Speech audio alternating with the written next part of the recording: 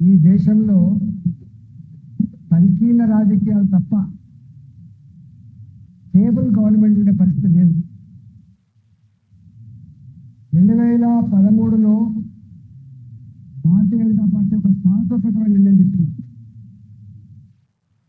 ఈ సంకీర్ణ రాజకీయాల నిలబడిలో స్కాములు, సొంత మంత్రులే జైళ్ల పాలు, దేశం ప్రతిష్ట దిగజారిపోతా ఉంది.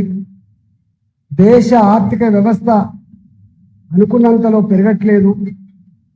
దేశంలో రిచ్ అండ్ పూర్ మధ్య గ్యాప్ పెరుగుతూ ఉంది.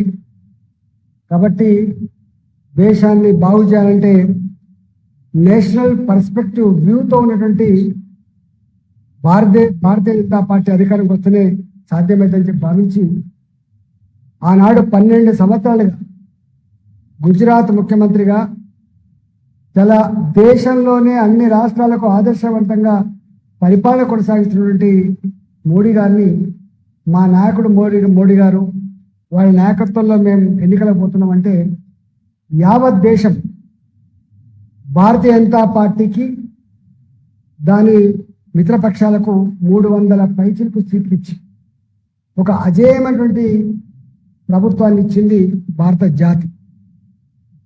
మొట్టమొదటిసారిగా 5 ఏళ్ళు ఎట్లా పరిపాలన చేసిందో దేశమంతా చూసిన తర్వాత మోడీ గారు అలవి కాని హామీలు ఇవ్వలే. నేను నిర్మించిన నేషనల్ హైవేస్, నేను తీసుకుంటున్నటువంటి విదేశీ వ్యవహారాల పద్ధతి, దేశ ప్రజల కీర్తి పెంచే పద్ధతి, దేశాన్ని పురోగమింపజేసే పద్ధతి, దేశంలో ఎక్కడ స్కాములు లేకుండా భారత జాతి తరలించుకోకుండా ఏ ప్రభుత్వాన్ని అది అందించిందో అర్థం చేసుకున్న ప్రజలారా, మీరు ఆశీర్వదిస్తే మరోసారి మీకు సేవ చేసే భాగ్యం కలుగుతుందని చెప్తే వారిని నిండు మనసుతో 276 గెలుచుకున్న భారతీయ జనతా పార్టీ 303 సీట్లతో భారతీయ జనతా పార్టీ ఎలోన్గా మోడీ గారు మళ్ళీ ప్రధానమంత్రి 330 సీట్లతో సంకీర్ణాలకు ఆస్కారం లేదు.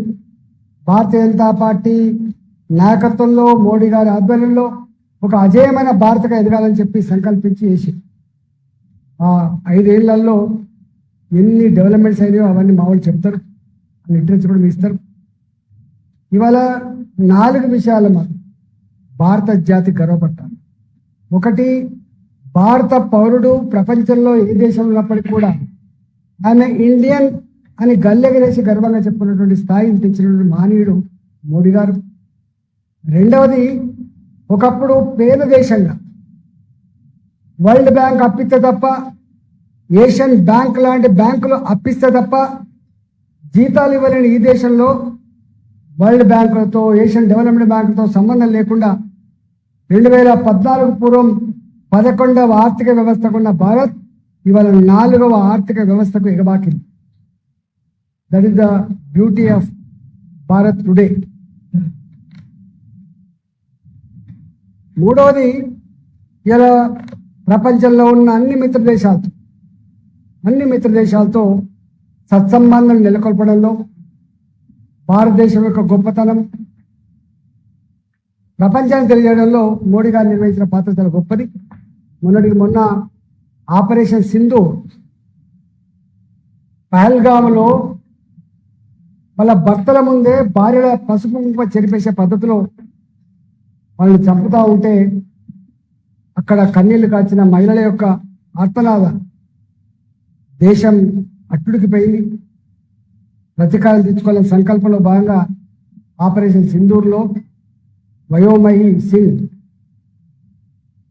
ఖురేషి 2 వీరవనితలు, మేము యుద్ధంలో పోతాం, భారత జాతిని కాపాడుకునే కర్తవ్యం మా మీద ఉందని చెప్పి ఆపరేషన్ సింధూర్లో 24-25 నిమిషాల్లోనే పాకిస్తాన్లో ఏ టెర్రరిస్ట్ మూకలైతే అక్కడ ట్రైనింగ్ పొందుతారో ఆ క్యాంపుల మీద విరుచుకుపడి ప్రతీకారం తెచ్చుకునే సందర్భం మీకు తెలుసు.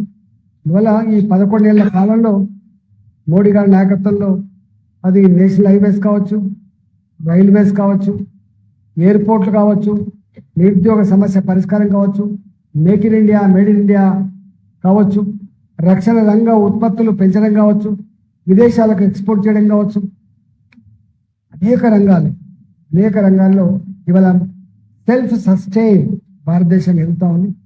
రాబోయే కాలంలో 2047లో భారత్ మార్చింగ్ టువర్డ్స్ వికసిత్ భారత్.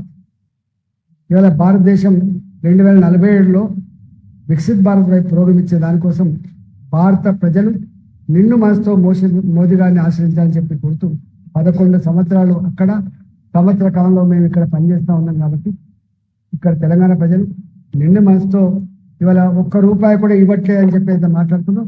ఆ లెక్కలన్నీ కూడా మా వాళ్ళు విజయమ్మ కానీ మా విజయరామారావు గారు ఇస్తారు. తప్పకుండా మీ అందరికీ ధన్యవాదాలు. నమస్కారం.